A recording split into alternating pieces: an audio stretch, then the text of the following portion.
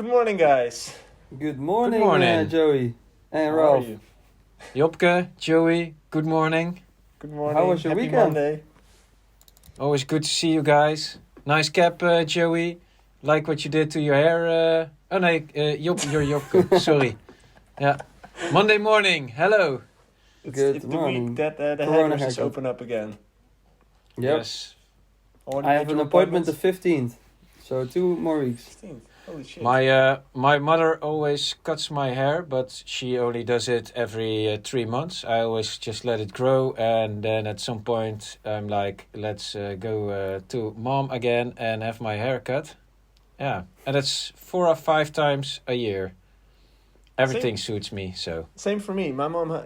I've never been at a hairdresser before in my life. Never.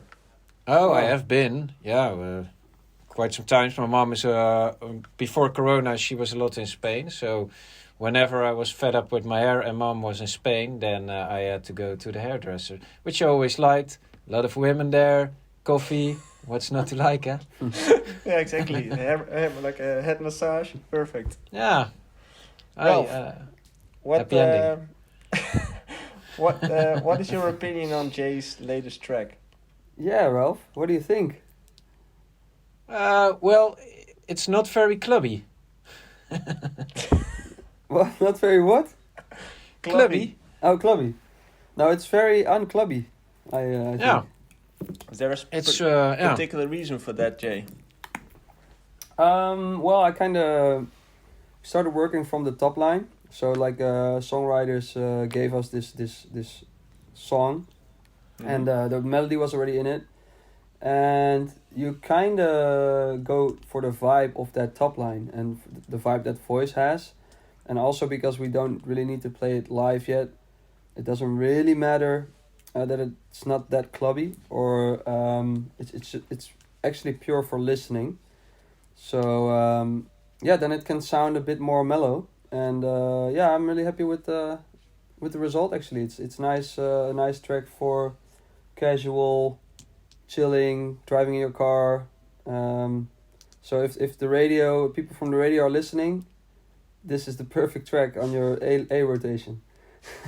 I'm sure a few are listening, but you will never play this track live? Well, if I have a show and I mean, if I have a show in the next half year, I will probably play it. But if not, I'm not sure. I have so many new tracks by then that it's gonna be. I have to decide which tracks I want to play that are new, and of course I want to play some of my old tracks like my old hits. But it's gonna be weird I see anyways Ralph playing again. smiling. All of them. All one of them. No, but it's gonna be weird No, anyways. just- DJing again and then deciding what am I gonna play, what's the crowd gonna be, because we might have a whole new generation in the crowd, that hasn't been to a club before. So it's gonna be interesting. It will be fun to show them how Big Room works, and I'm really sure they will have a blast because it's the best music there is for a festival. Yeah. Yeah, maybe. Yeah, I'm just throwing it in there, you know. Yeah, fuck it. I'm sure of it. I think I will. Well, at least EDM, it will never disappear because it's a great party anthem.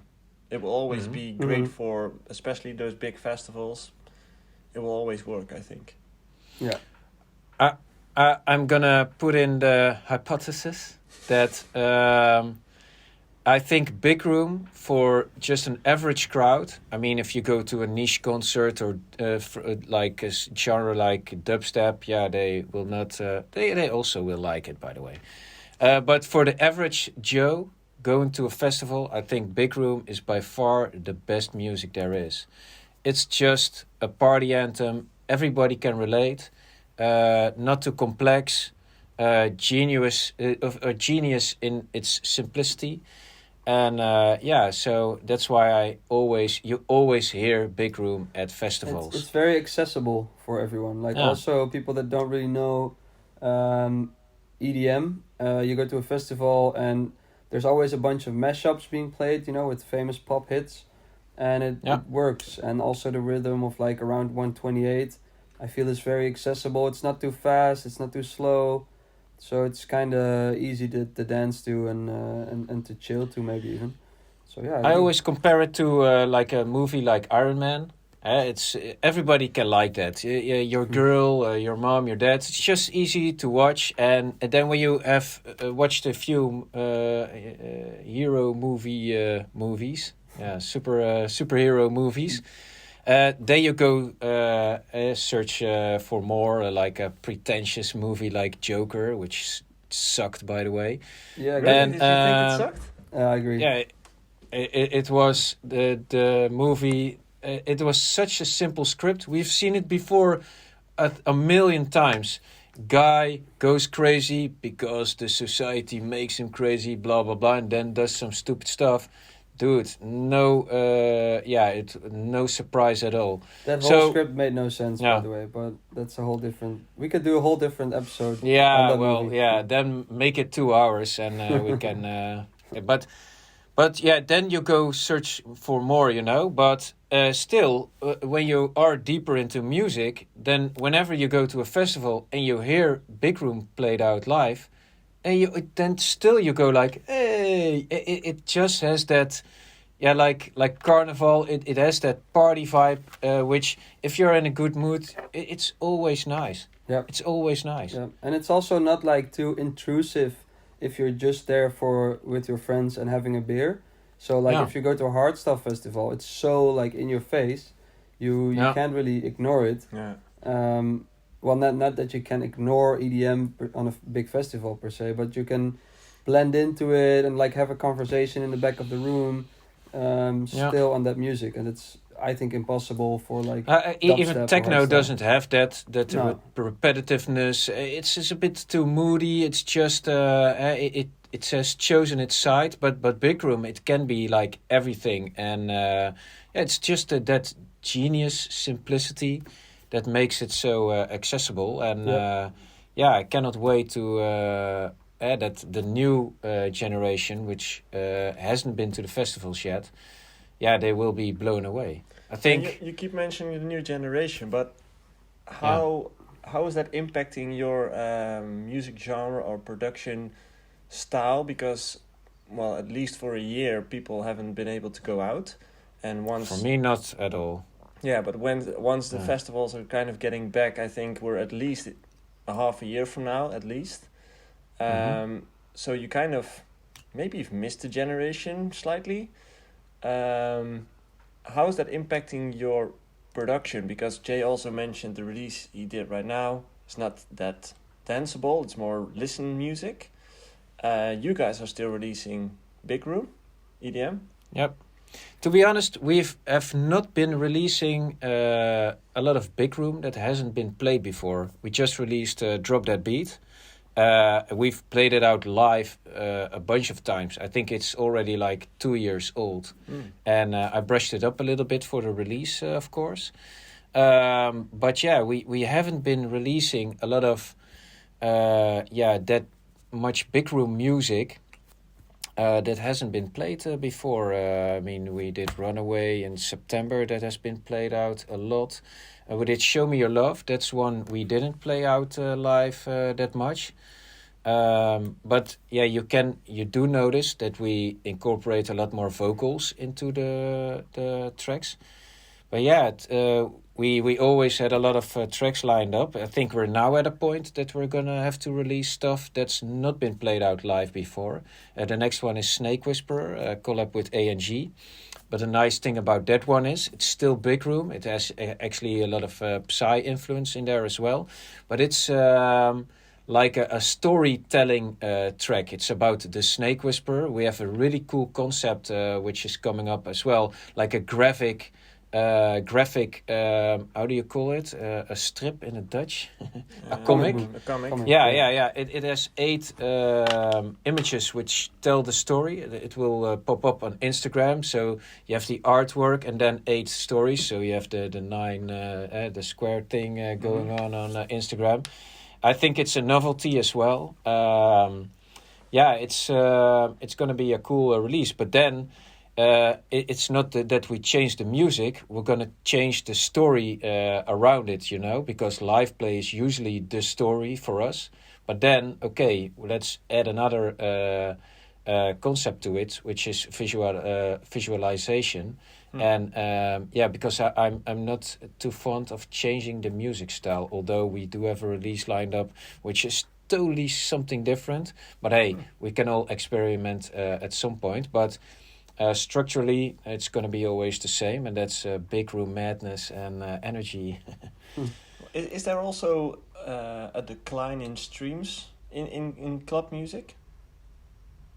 Not per se, no. Not really. I think overall electronic music is a bit less streamed. Yeah. Yeah, I think so But too. that's just like I always see my trends on my like plays, and then I'm like, oh wait, it's going down. But then if you compare it to other acts in the same like league, it's like the same. It's like if And you is that check because- the price of Bitcoin going down, probably the other altcoins are also going down. But is that because live shows seem to boost the streams as well? If people experience the track I think live, so. they Shazam Definitely. it, Well, they find it. Yeah. That's like They share that's it one of the more, you reasons, know? but also like going to a party or having a party at home with friends, like you play more electronic music with more energy. And now that there are no parties to go to, it's definitely less people going to party or at home parties also. So yeah, that definitely makes it less people listen to this music for sure. Yeah. I do think we got a boost with all the home workouts that are being done. Our style of music is really suitable for workouts, and you see them in all the power play playlists and all that kind of stuff. You see a lot of EDM, big room, kind of music in there. So I think there's a little boost. But yeah, as Jobke said, no club shows means less talking, less sharing, less listening. That's Less just how it hits. works. Less hits. Yeah, less hits as well. I always feel because, like hits were made on festivals, and like you link a memory to a track and it becomes a special track for you. So that's not happening. So it also makes that your tracks not only get a bit less plays, but also less people link a memory to your track. So it's would gonna you be say?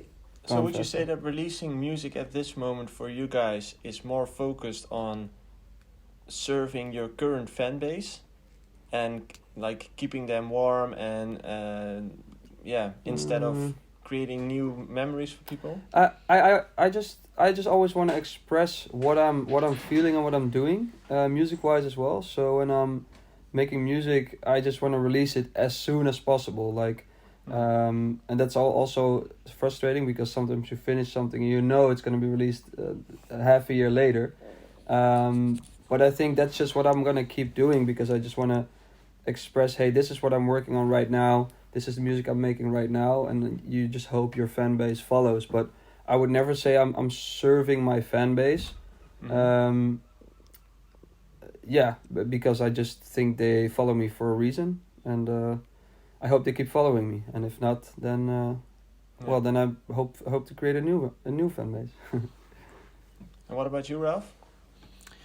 Yeah, to be honest, for us that's also no motivation at all. We just do what we like, and I think we more think, okay, what would we think is cool at this moment? What do we miss, from that perspective? And like I said with Snake Whisperer, we were also like talking about, okay, it's not getting live play. Why should we even make music? And that's what you're going to talk about. And then you're going to come to a conclusion that, okay, there are reasons other than live play to release music and a bit of storytelling. I think that's a really cool concept of bringing new music. It doesn't always have to go in ways you're used to. And we just thought, wow, we would like that very much if our favorite artist would do that. So, that was for us the main motivation to step into that. We have this really cool girl who is an art student, and she just spoke to us, the art she was making, and we discussed with her, hey, would you like to do... She's doing all our artworks... almost all our artwork she does right now, and yeah, she's amazing, and I think that's adding something more to who we are as bass checkers. It's another Expansion how of do you the call brand. it? Yeah, a new dimension which we add to the experience called bass checkers. Yeah. One other thing that I've found interesting, which Jay mentioned, is the fact that you have to wait so long before your release gets out because of the label. Because I think it's at That least depends 3 months. on At least depends 3 on months. which Yeah, well, label. it's No. not it's about labels, but also about your own planning. Especially in these times, I've been working a lot, and then you finish more tracks, so you plan them ahead like 2 or 3 months. But then you keep planning, so like your months are just already filled up. So it's not that I have nothing lined up and I have to wait 3 months. It's more like there's tracks planned already, so you kind of want to plan that after it. So you know that the track you finish today is not going to be released until like June or whatever. So it's more my own planning, because I think if I'm talking to a label and they say, yeah, we can release it in November, I'll tell them, okay, I'm gonna release it myself because I wanna have it out sooner, you know. Yeah. How do you guys think about self-releasing? Because me personally, I think that's one of the biggest benefits that came to the industry in the last couple of years. Something that I really missed during my time as an artist. And especially, I would say, in your position where you already have access to such a fan base and where you've already have all the people following you.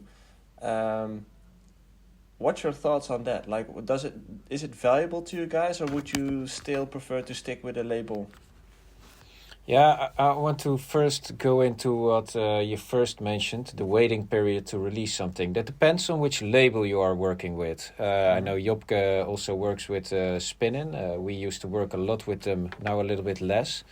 The reason for that is also we like to have the freedom that we can say, hey, I want to release this in 2 weeks, let's go. Spinnin, due to their success, they became so big that it became a little bit of a sluggish organization. Everything that's big has the problem that it cannot move that quickly anymore. Yeah. That's totally okay. That's just how things works. But sometimes, as an artist, for us, it didn't match what we were feeling that we needed. So that's why we started working with Smash. It's a little bit a more niche label, way smaller than Spinnin at this point time. It's from Dimitri Vegas and Like Mike, right? Yeah. Also, I worked so much with Dimitri, and I think he's one of the best A&Rs there is. So that was also, 101 is too. But for us at Smash, we can say, oh, we like this so much. We think our fan base would like this so much. We would like to bring it out as soon as possible. And they have the freedom to do that. If there's a label which just suits your needs at a certain period in time, there's nothing wrong with working with a label. Especially they do have some skills that you don't have on your own. But to come to the self-releasing, I like that very much as well. There's for me also, why wouldn't you do the one release yourself and the other one with a label? I mean, if Dimitri doesn't want to play our track, we could always say, hey, let's then do it ourselves, you know. And I also think, most valuable thing, that balance between the two is the most powerful thing you can have, because you can leverage the network and the promotion tool of the label, and at the other time you also can make use of it because you can still keep the continuation of your own release schedule and you're not tied to anyone. I also think it's important. I also think it's important that a label has a vision of where they want to go, or they think you should go a little bit, because then you get the for example, Tom and James, I work with them because they work in my same studio complex. They started a label and they have a very clear vision of what they want with the label and like what they're doing with their music. They make like all kinds of like lo-fi hip hop and beats and whatever. And I'm starting to work with them as well in that genre, because they have a vision and they have a very clear view of, hey, Jay, you can make this kind of tracks. Hey, that one and that one we would like for a label, and then it's like really nice to sign with them, work with them on that, because they just do a lot of the thinking for you, and it's the kind of working together of, hey, what is cool for it and what wouldn't be cool. So that can really help. And if it's a label that just says, we don't really know what we're looking for hits, come sign with us, just listen, let us hear your music. It's more like, okay, why would I release there? So I think that's very important, that you work with labels who have a clear vision of what they want. Because if you know what you want yourself, then if you 100% know what you want to do with the track, then you don't really need a label anymore. Because you can, like a lot of promotion these days, you can do yourself. In fact, like some things are even easier by yourself, because you can directly talk to the people that are responsible for Spotify playlists or whatever. So it's getting well, we're gonna have to see the next few years how that's gonna evolve, but it's very interesting that you can now run your own label basically from your bedroom. So where before you could make music from your bedroom, which was a revolution, this is kind of the new revolution. So yeah, that's definitely awesome. made a lot of things easier. All the big hurdles that were there before kind of seem to disappear at this moment, and it all comes down on you, because like 10 years ago you still kind of were relying on the label. Right now it's literally you. If you put in the effort, if you reach out to playlist owners, if you reach out to other DJs, if you do all that work by yourself, your track will perform better than someone else's. Yep. And 10 years ago it was just, if you released on Spinnin, for example, or on a smaller label, that was the only difference you had. Yeah. You were relying on that label. Only thing like what I also mentioned before, but maybe not as clear, but quality control is one of the reasons labels are still very handy. So like Spinnin, for example, they know what quality dance music is. So when they hear something that's not gonna cut it, that's not good enough, it can be helpful but guiding I'm you not in sure that I as well. agree on that point, because I don't believe that there's one person or one company that is able to decide what quality is, you know, especially in art and in music. But it's subjective, you know. I can understand that a mix can sound bad, but I've heard big hits that sound terrible. I don't think it's always about the technical part of it. It's also about the creative part of it, and who is one person to decide if it's quality, yes or no. No, the thing is, you also gotta be a little bit restrained from your own enthusiasm. If you are alone deciding whether it's good or not, it's always good to have a few other people who are critical of things, listen to it, and maybe can add some perspective into the mix and say to you, hey, well, actually, I didn't like it because this and that.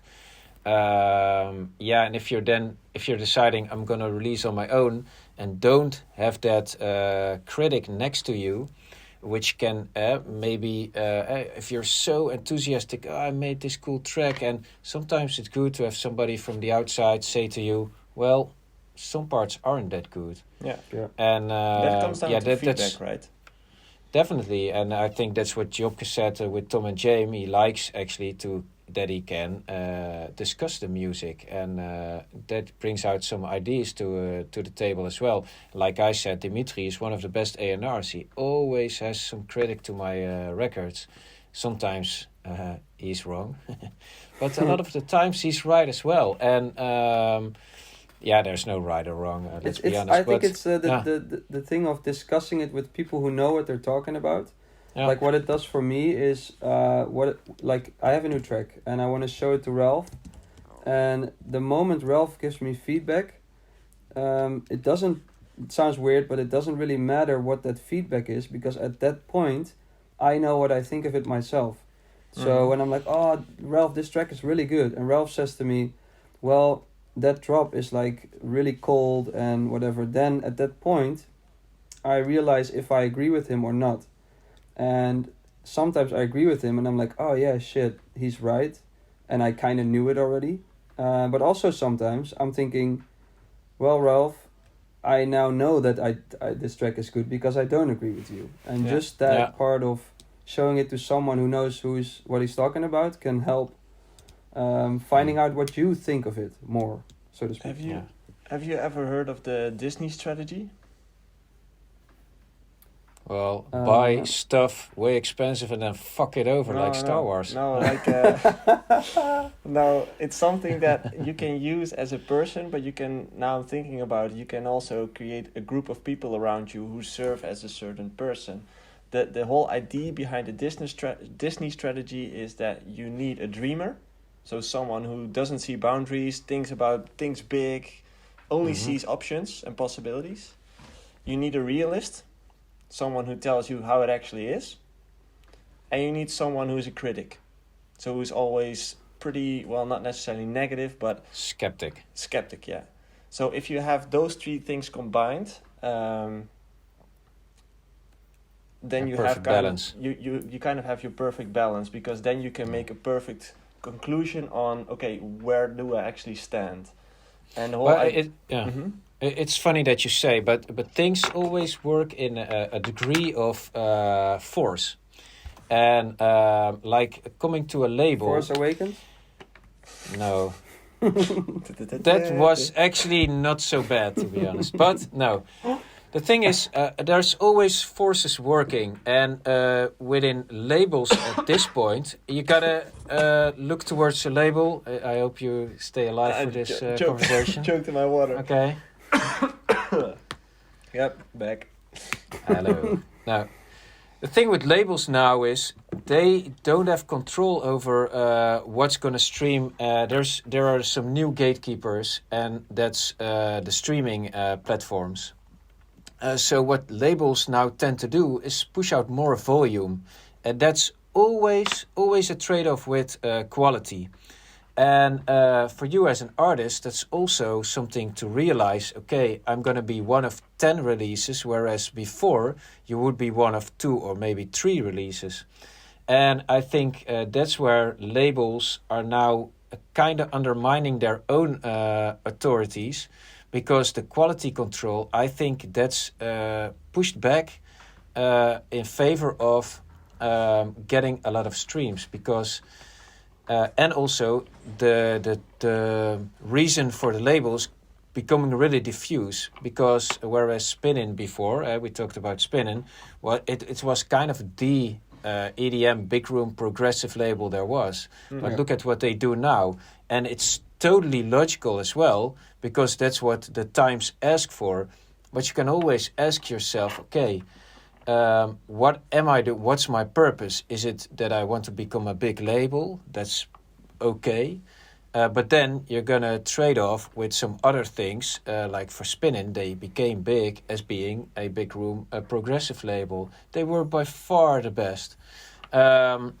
Whereas, and that's why we chose for Smash, by the way. They still are true to those core competencies. And I think that's all these forces are working now, and that's making everything so diffuse and complex, in my opinion. Yeah. And it's really hard to choose what's right for you now. And when it comes to labels, I sometimes don't know what to advise to upcoming artists anymore because of that, because of all those forces working. And it's also kind of logical. Nobody's doing it wrong in my book, No. but there are really so many ways to do your stuff. It's very decentralized, and like we talked about before, like all kids, for example, have their own little bubble with people they think are famous, and like their friends have a totally different bubble, and with that. But it's also in the music industry where, for example, Spinnin was the authority on like, this is good dance music, this is the bar, this is what everybody looks up to. And now it's so spread, and like a lot of artists are going independent, and it's making it difficult to find out like, hey, this is the bar.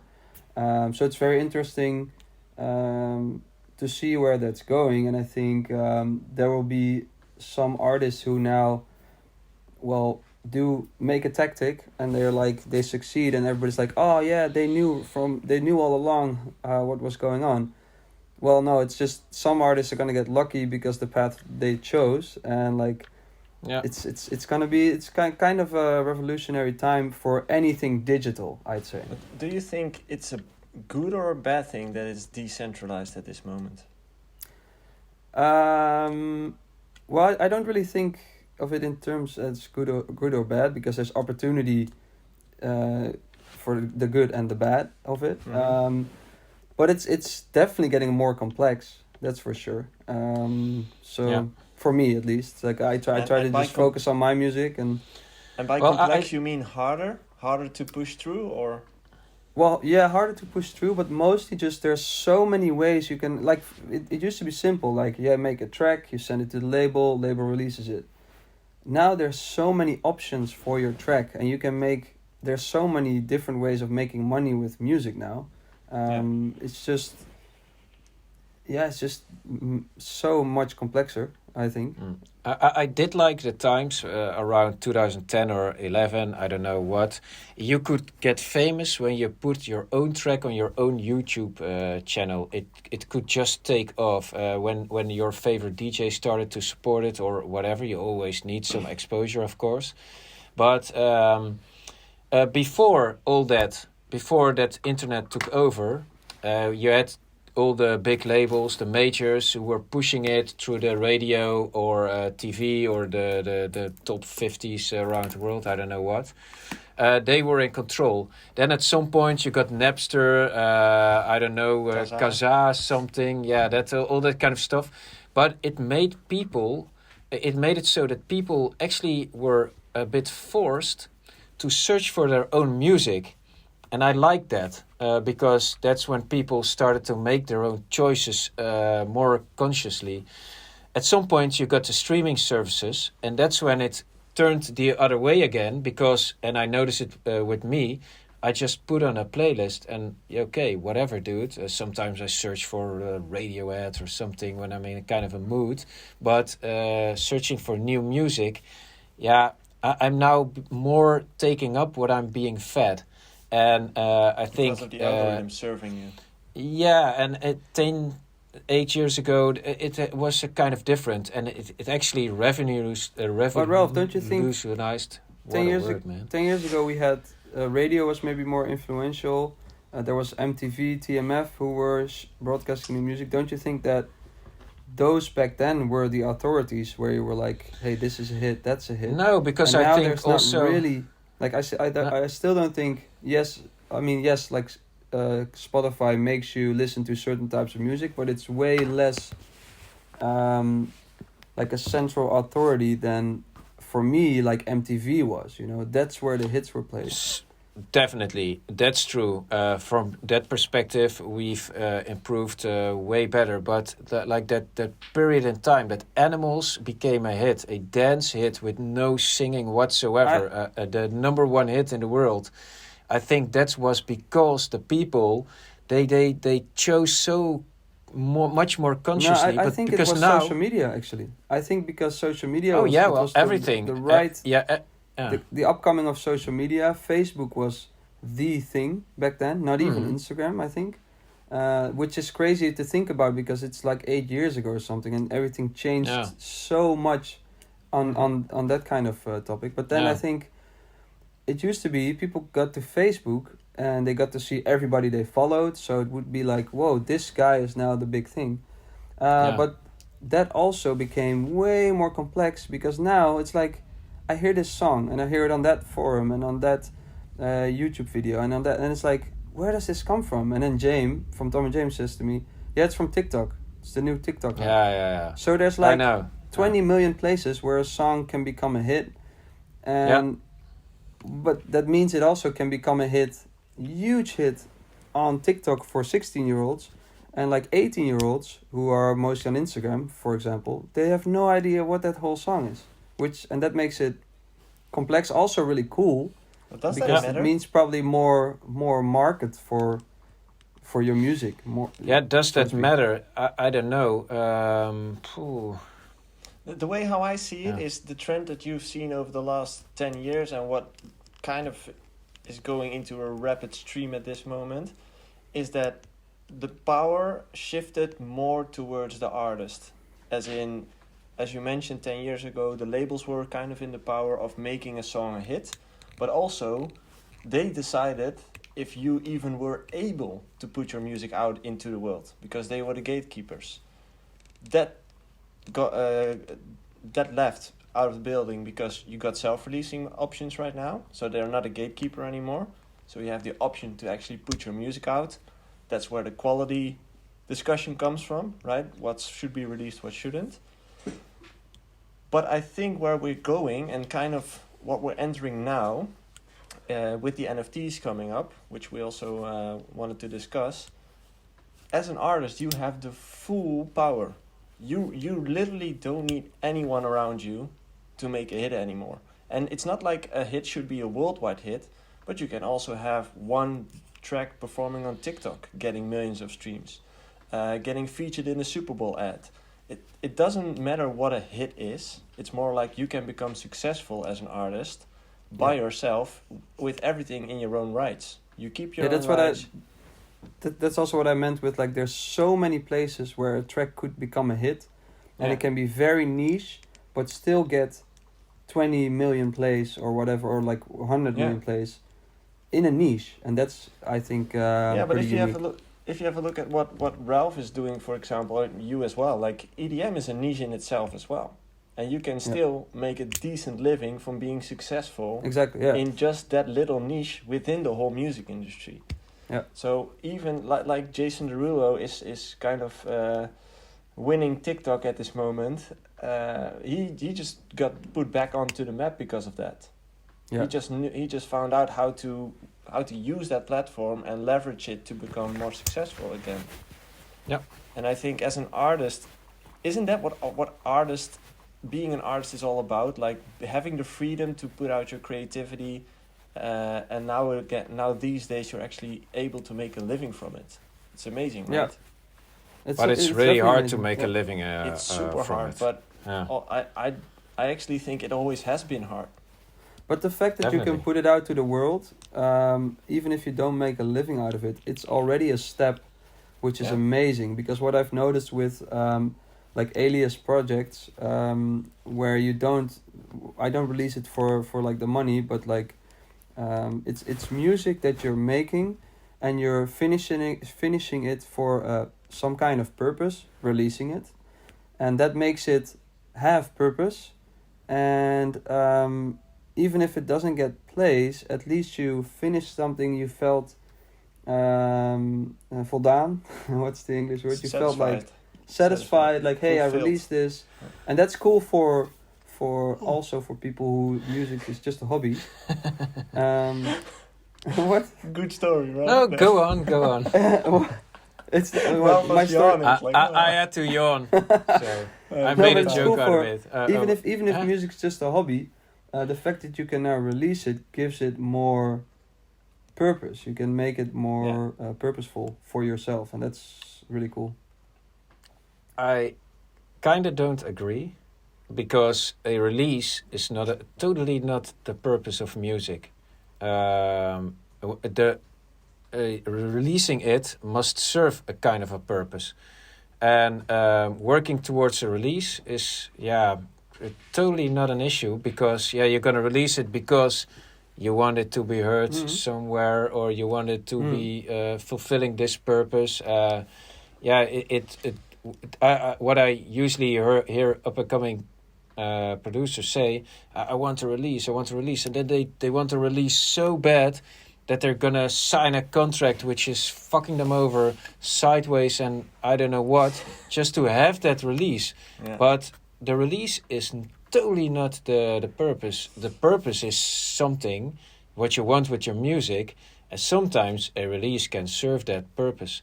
Man, we have more records than we even release.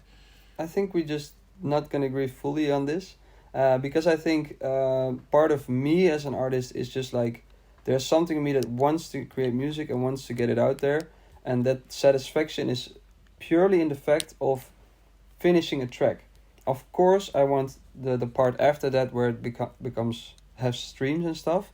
But what I've noticed from releasing other stuff is that I can finishing music for the goal of solely releasing it already gives me satisfaction, and I think that's just important. But then, okay, you for me release creatively. something under an alias, Yeah. something you did with Tom and James, I don't know, with Trip Hop or something, and yeah, it's right. Lo-fi. Yeah, that's like something, lo-fi yeah. beats, like chill beats. Yeah. Okay, but what do you envision for those records? Are they gonna play it in an elevator or a Yeah, circus or maybe on the yeah? stories or whatever, but just like that's what I had in mind. Like I want people to have that music when they're having dinner, or for a story where they're on the beach, whatever, like something like that. Yeah. But then I realized, like the process of having this loop of a beat, which I have tons, and never finish. I now had something like, hey, I can finish it, and that. I realized that now, like I finish a beat and I'm gonna release it, it doesn't give me, I don't care at all anymore because it's not my main thing, of course. But just finishing it and putting it out there, already is like, oh, that's gives me a part of the purpose already. That's perfectly fine. But me, I would then think, why not? I've seen this show on the TV. It's called Brut, about a guy who started his restaurant somewhere in Limburg, in Holland. And why not contact him? Maybe he wants to do short videos. You want to make music that people can eat to. I mean, one and one is two. That's not even working towards a release. A release can then that's be right away a business. final goal, which serves the people at home can also play it. But yeah, there's so much more you can do to give it a purpose, the music. Mhm. I think when the focus is working towards a release is part of the deal and not the end goal. Yeah, but I think And, just music isn't always business, at least for me. There's something like in me that wants to Hey, make but you music. can do it for free. I mean, give I the know, music but for like free. there's something that's in me that just wants to make music, just for the sake of making music. And Yeah. of course, yes, I could do way more with those tracks, but But then you and don't that's have and to release that it. was the plan as well. And we're gonna do that, or that's what I'm gonna let the label of Tom and James do. But like for me, it's realizing that just making music for the sake of making music is important for me, and I think for a lot of artists. Yeah, but then you don't need to release it. But you I need don't to agree, because release then I'm not gonna to. finish it. It depends. Because Yeah, okay. You need it as a stick for yourself Yeah, to whip kind of like yourself that. with Yeah, to finish it. yeah. Okay, It just but gives yeah, it more meaning. It just gives it more meaning for me. But it could Yeah. also serve as some sort of finish line for a lot of artists because Exactly. Yeah, if you need imagine that, okay, yeah. Yeah, but imagine working on something that never will be done. That's super tiring. You always need a moment where you can say it's done and I'm gonna head on to the next one. And it's done.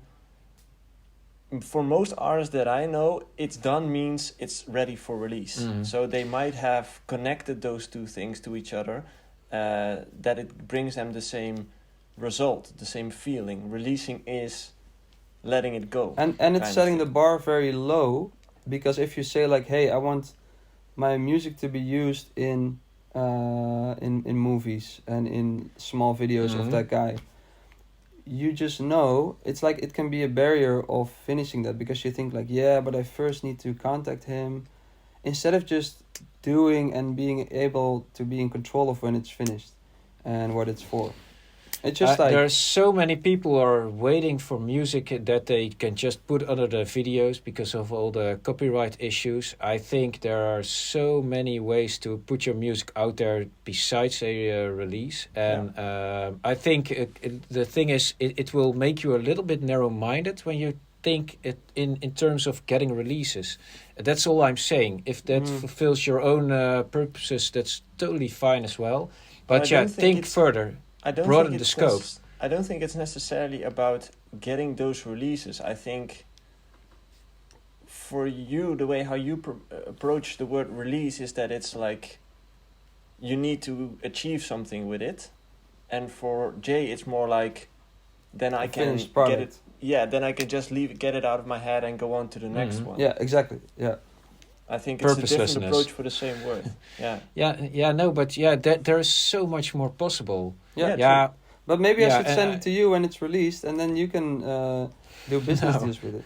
No, but that's like that's what I always say. That's like for but it's me, not about because business.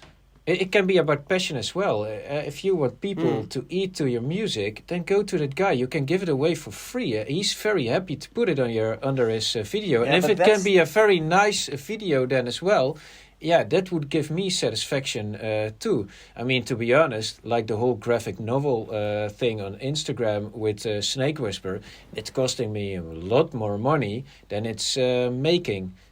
It's all because I like to see that happening. I like to create stuff, and that's also part of creating stuff, because there's gonna be a clip about that cook, gonna be finished.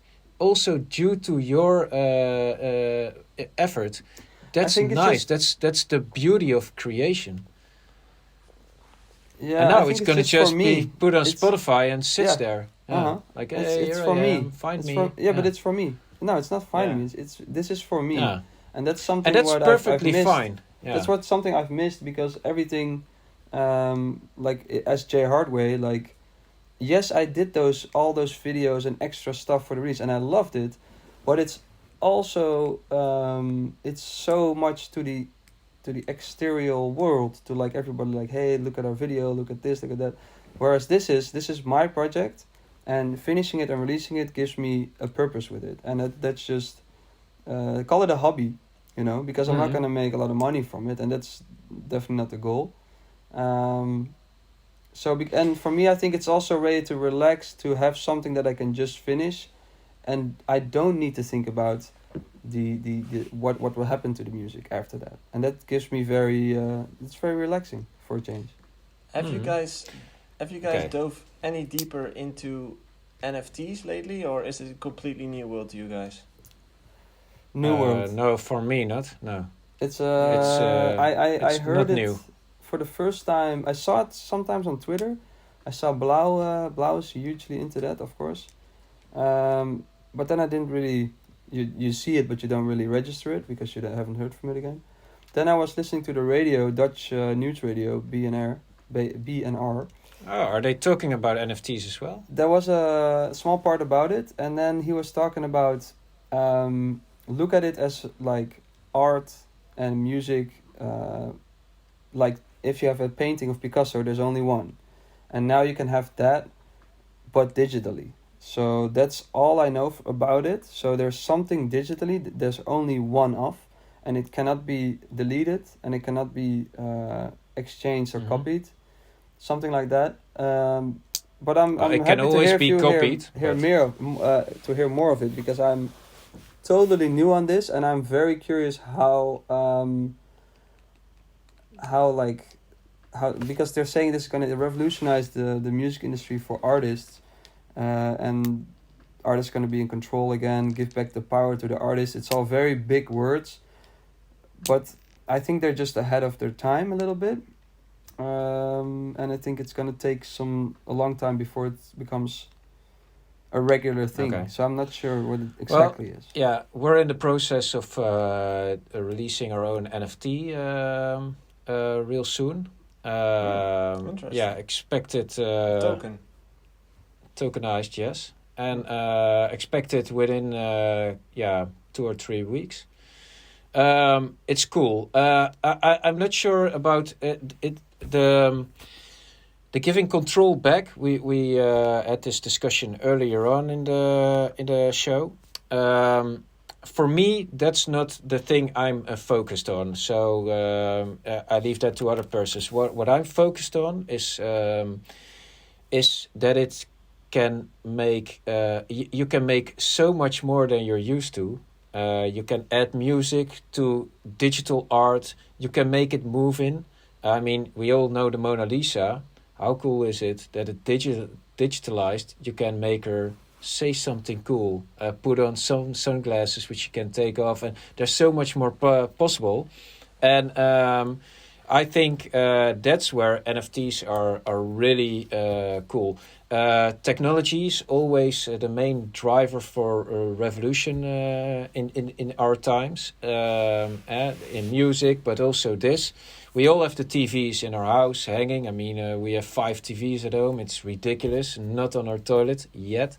But you can put on art on there. So also digital art. It's not necessary anymore that you have a painting on there which is painted. Still perfectly fine as well. But there's another dimension now. And it's yours. Like you said, it can be copied, of course. The Mona Lisa can be copied as well. But the original, it's in the blockchain, and it's the ownership. It's like it's yours for everybody to see. And you can show it off on your TV screens, on your phone, whatsoever. I mean, we're living digitally. Look at us talking right now. We're digital. Why not have your own a cool subject, your art, and you can make it on your cap, for instance. That's the whole new revolution. There's more possibilities, and I love it. I think it's just a very abstract thing for me still. It's one of those things where, like, you can tell me what it is, but it just doesn't click yet. I had the same when like Snapchat was just introduced. I just didn't really get how it was used, and I think that's the same with this. And if you think about Pokemon I think it's going to take a long time for people to... the thing is, which you need to switch is when you look at things, and are you seeing them? Are you really, or does it give you possibilities? It's the thing how your mind works, and I like possibilities. That's freedom for me. The more that's possible, more choice, more freedom, and that's how I look at all the stuff. And sometimes you can see something written on the wall, and if you just walk by it and look at it, and it goes by. But if you have that paradigm in your that thing, that you look in possibilities, then you will see something else there. And that's what I love about this one as well. There's endless possibilities. It makes me enthusiastic speaking about it, because then I know there's another purpose for my music. Yeah. Woo! And that's Jay, amazing. think about this. Like these are just a couple of things how you can use it as an artist. For example, you can create your own token, crypto token, for your community, for your fan base, and give them away, for example. Build a community, and people can buy merchandise with those tokens. And from that cap you sell, there's only 100 available. So it becomes a marketplace of scarcity. It becomes a marketplace of exclusivity, just as Pokemon cards. Do you have the holographic Charizard, or do you have like the regular Charizard? It's a difference. Yeah, but that's the way where you that's what I get, because you use it for stuff in real life. But I'm really curious how this works with music. Like, how could you use it with a song? You make a song. You finish a song. You finish a song. There's a couple of things you can do. You can say, I think Cypress Hill did it as well. They released one copy of the album, the new album, and they just sold it to the highest bidder. So that's an option. You can say, hey, I've got a new song. The highest bidder will get it. And you're able to sell Wu-Tang did that before without Wu-Tang, Wu-Tang was it, So that's an option that you say, hey, I've got this song. There's only 10 copies of it. Highest bidder gets it. So you make, 100,000 on just those 10 copies. Could be possible. You can say, hey, here's my new song with a video clip behind it, and this is the only version of that video clip available. The thing is that people like to flex with things that they can buy. Why do we wear Nike caps? Why do we buy art? Why do we have a BMW or a Tesla? It's also because it shows the outside world part of us that we want to show, like flexing what we have or what we can. Being green and an environmentalist. Yeah, well, for example, why do people buy Priuses, for example? Why do people drive Teslas? Could be 1,000 reasons. Interesting to look into. But if you think about music, if one of your fans is able to buy the only version of the video clip of your new song, and he has to pay, $100,000 for it, he can flex towards the rest of the world, hey, I am the only person who has the new video clip of Jay Hardway. And it becomes. But that's like that's what I don't. That's where I'm like kind of losing it. Where, okay, you have a video, it's a video file. You sell it to some. This is where this, you know what. This this is the is part where that my. you have to. This Yeah, is the part it doesn't where you click have to start. yet. Yeah, we are used to having things physically. We are used to having Yeah. art. We can hold it. We can we can touch it. That part is gone, as in it's all digital. You literally just buy a piece of code. That's what you buy, and that code goes into the blockchain, which seals the contract into the blockchain, which says that you are the owner of that piece of code, and that piece of code is connected to a certain file.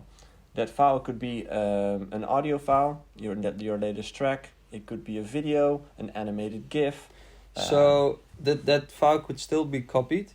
So like the one who has the album could still like send it to other people, but we can all see that guy is the owner of the album. Like the Mona Lisa. Is that how it works? Like You Mona can Lisa. copy it, but there's only one original. Yeah, and everyone can see who the owner is. It's gonna be interesting in like 200 years when we're all laying in our virtual reality pods at home. Then this will be even more important, I think. But that's the thing. We are living more and more digitally. Yeah, That's exactly. why I But said, I'm look like at us I'm not talking even- right here, right now. Yeah. But it's like I'm a bit. It's a bit of a joke, but I'm not. I'm kind of serious because I think there will be. I don't know if you've seen Ready Player One. It's like a great movie, but it's like you enter this digital world with your VR glasses, and I think that will be very close to how it will really go. But that's already happening, right? Like, exactly. If you think but it will be like Samsung, you won't even have to leave the house as much anymore. It will be very much like that's like maybe like that. 10 years from now. But if you already look at what's happening now, Samsung already sells a TV that when it's off, it's a piece of art. You can buy pieces of art in the store that you can present on that screen. Why shouldn't that be a piece of art of you that you sell for $1,000? Or you with your watch, a smartwatch, which has that thing, a hash mask you have, hash masks, they pay millions of dollars for it because they're so, and they look cool as well. That's also a thing. Yeah, and cool stuff. Sometimes it takes a lot of time to render it, which makes it special. And but isn't it? Then the question for me is also: isn't this something that's only for like the rich people or like the show-offs of the world? But why do you drive a cool, nice BMW 5 Well, but Series? that's like a physical thing. But listen, why do I listen? Exactly the same. No, I don't agree. Like, why do I listen to a song? And why would I care at all who owns that song? It's that song. That's what I mean with it's digital. So it's like anybody can listen to that song. If you like it, but we own that guy owns it. Also, that album of the. Yeah, but it's exactly the same with physical stuff. It's 100% the same. We like to own stuff that's in our nature. Yep. And why not music? Why should it be a car? Is then deemed normal? But when it's music, it's abnormal. How cool is it that you can own music from your favorite artist? If you could own music of Michael Jackson or even a little piece of it. Like it's like with memorabilia, like it's only for rich people. Like only rich people have the signed Michael Jordan shoes.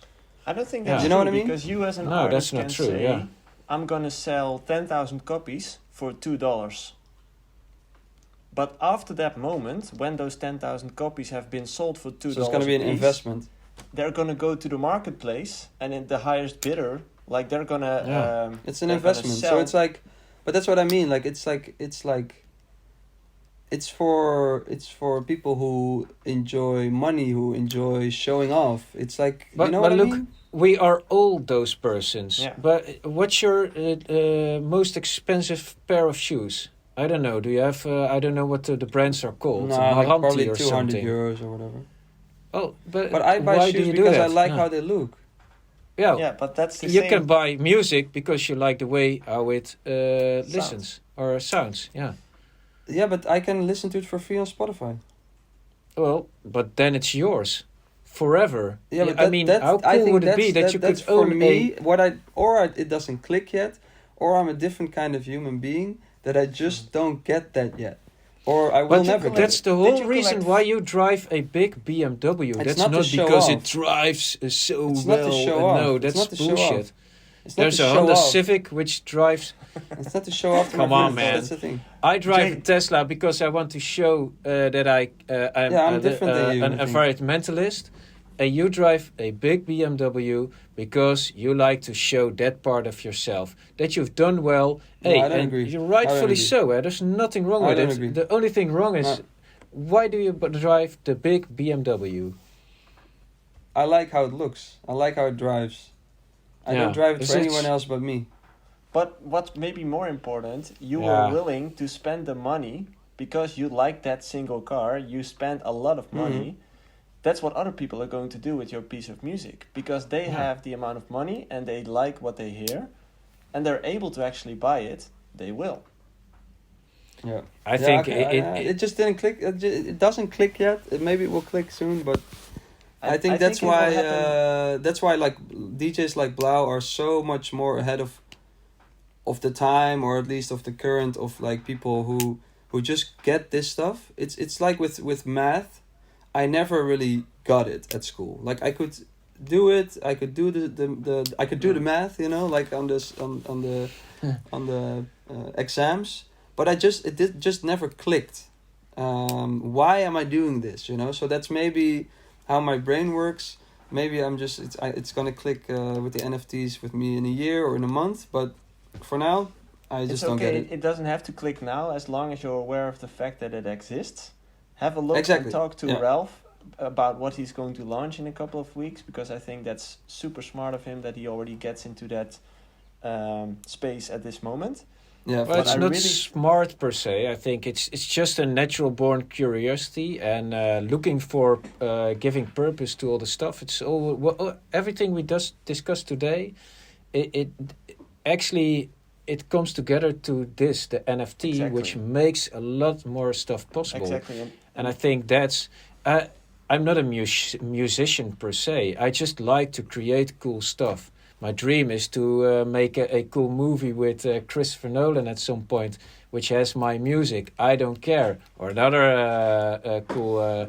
But it's about creating that kind of new feelings, new experiences, everything coming together. Yeah. Yeah. Yeah, a it's whole new for world me. opening. It's gonna be interesting to see how it evolves because I think with music it's something. It can be something so personal. That I'm not sure whether owning a piece of music really does anything for me or for anyone. Like it does something for sure, 100%. That's what I get, because I get you get the limited album of Queen, like the first pressing, whatever. Of course, I get that, but it's not this. It doesn't have anything to do with listening to the music itself. That's like a totally different part of. That's why I don't understand why it's linked to music that much. New example. You bought a house, but you can also rent it, and it doesn't change the with experience. music, it's like I'm not sure if the purpose of music is feeling something through listening. That doesn't have anything to do with owning something. No, but I think you actually just mentioned it yourself. I think that's the complete exact same thing, but then in a physical world. How it used to be is that you buy the first copy of the Queen album, and that went over the counter for, I don't know, $1 million, because it was the very first print of that album.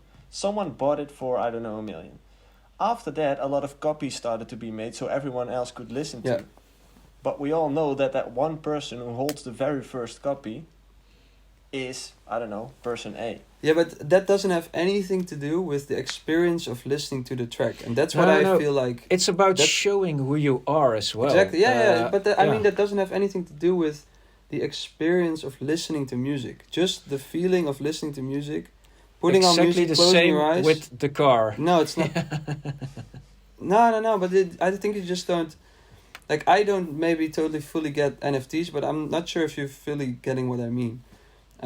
Listening to a song is an experience that is happening. It's like I can't really explain. You want to this. support what you love. You want to show what you love. Yeah, but that's not the human full nature. purpose of music. there's this part of music where you're just listening to it, you just alone on your headphones. Yeah. That experience, that doesn't have anything to do with owning that piece of music or owning anything. It's like, it's a small piece of time that you just. Why I not don't know, it's own like- that piece of music that always brings you comfort? Yeah, that's Radiohead, fine. Fake that's Plastic fine, but Trees. just saying, Every just year saying, the like, most experience listened of track listening in my Spotify. I would love to own a little piece of that track. It's so beautiful, and that would give me a satisfaction. For you, that was releasing a track that gave you satisfaction, which was the purpose of gave it purpose. For me, I would like to own a little piece of that record, and I would like to show it, because that's, in my book, one of the most beautiful pieces of music that has ever been made. I like to talk about that. I like to express that. Yeah, It's that's what's of course, being I a get human that. about. So that's why I love the new world of NFTs, and I think it's going to be very big. It's going Guys, to be very big for sure. as much as I love this discussion, I actually have to go. So we're gonna wrap this up. But I'm really looking forward to next episode, because then I hope Jay has Maybe I got dove- it. Yeah, you dove in deeper into Yeah. the world of NFTs, and I wonder if you've seen the value of it by then. Well, I'm Uh, seeing the value. That's what you convinced me of. But just saying, with music, it's like something you can't grasp. Listening to music is something you can't really grasp. And that's what I mean by, yes, you can own an album. Yes, you can own an album digitally, of course, and that makes sense, and it's cool to show off.